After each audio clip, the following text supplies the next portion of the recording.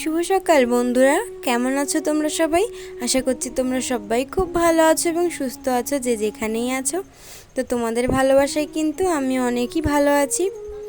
তো আজ হচ্ছে বুধবার, আর এখন থেকে আমি আমার ব্লগটা শুরু করছি। আগের দিন ব্লগ দিতে পারিনি, তো আজকে দেখো একদম সকালে চা থেকে শুরু করছি। তো চাটা খেয়ে নিয়েছি, তারপরে দেখো আমি কিন্তু চলে এসেছি এখন ময়দা মাখতে। ময়দাটা মাখছি, এই ময়দাটা ছিল অল্প একটুকুনি, আর মা তো নেই, মা গেছে স্কুলে পুকুকে দিতে, তাই জন্য অল্প একটু করে ময়দা মেখে নিলাম। তো চলো, আর এইটা হচ্ছে তোমার কি বলো তো, এখন ঢেকে রেখে দেবো, আর আধা ঘন্টা পরে তোমার একটু পরোটা মতন করব। তো এখন দেখো মা চলে এসেছে পুকুকে দিয়ে, আর একেবারে বাজারঘাট করে নিয়ে এসেছে। মা পুকুকে স্কুলে দিতে গেলে একেবারে বাজারঘাট সব করেই নিয়ে আসে।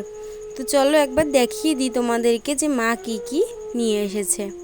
তো সবার প্রথমে দেখো এইটার মধ্যে রয়েছে কাঁচা লঙ্কা, আর এর মধ্যে আরও কিছু সবজি রয়েছে। আর এই যে এটা হচ্ছে সাদা বেগুন। সাদা বেগুন অনেক দিন পরেই মা নিয়ে আসলো। সাদা বেগুন ভাজা খেতেও কিন্তু খুব ভালো লাগে। আর এইখানে দেখো এখন বাজারে সবথেকে যে মানে দামি সবজিটা রয়েছে সেইটা, মানে টমেটো। আর এইখানে আলু, আমাদের কিন্তু রোজই আলু নিয়ে আসা হয় 1 কেজি মতো। আর এই যে এই মানে এই বছরে এই প্রথমবার মা কিন্তু শাপলা নিয়ে আসলো। আর এই শাপলার ফুলগুলোও কিন্তু খাওয়া যায় বড়া করে। তোমরা কে কে খাও অবশ্যই আমাকে কমেন্ট করে জানাবে। তো চলো, আর এই দিকে দেখো মা একেবারে মানে বাজার থেকে আজকে মাছ নিয়ে এসেছে, রুই মাছ নিয়ে এসেছে। তো চলো একবার তোমাদেরকে দেখাই। তো আমরা 5 জন মানুষ, আর দুবেলার জন্য রান্না হবে, তাই জন্য ওই কতটা 1 কেজি 250 মতো এরকম মাছ নিয়ে এসেছে আর কি।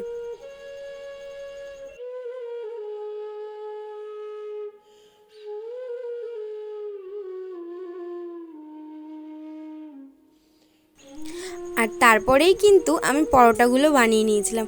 আর পরোটাগুলো দেখো ওই যে ছোটো ছোটো যে কুলচাগুলো হয় না, তো সেরকমভাবে আর কি পরোটাটা বানিয়েছি। আর দেখো কতটা ফুলেছে আর নরম হয়েছে, কারণ আমি এর মধ্যে না একটু খাওয়ার সোডা দিয়ে দিয়েছিলাম। দেখো তোমাদেরকে ছিঁড়েও দেখাচ্ছি যে দেখো কতটা নরম হয়েছে।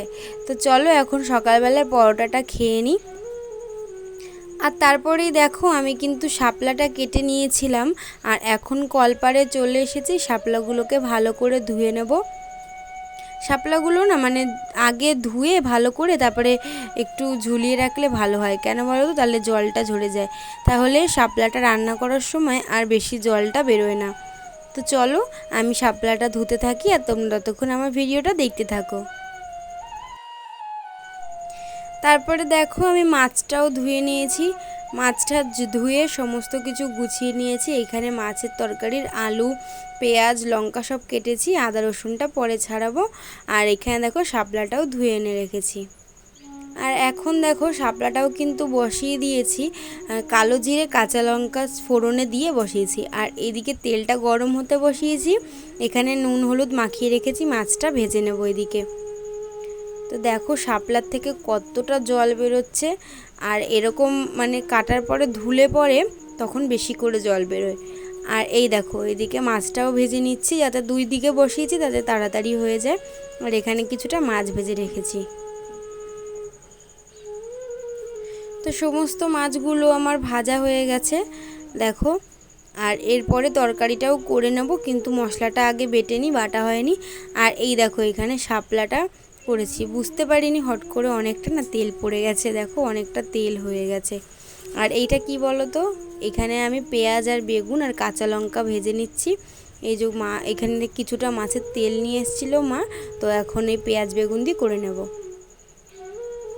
আর এই দেখো মানে মশলা করে আমার কিন্তু আলুটা বসিয়ে দিয়ে মশলাটা কষানোও হয়ে গেছে।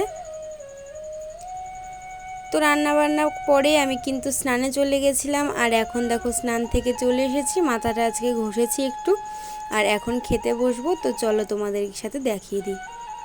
তো এই দেখো খেতে বসে পড়েছি, আর দেখো কি নিয়েছি, এখানে ভাত, এটা হচ্ছে একটা বড়ার তরকারি, আর এইটা হচ্ছে শাপলা, আর এখানে হচ্ছে ওই মাছের তেলটা নিয়েছি, আর এই যে এখানে হচ্ছে রুই মাছের ঝোল, আর একটা কাঁচা লঙ্কাও নিয়েছি কিন্তু। আর সন্ধ্যের পরে দেখো বাবা কি নিয়ে এসেছে, এইটা বাবা নিয়ে এসেছে মালপোয়া। তো মালপোয়া খেতে আমার ভালোই লাগে।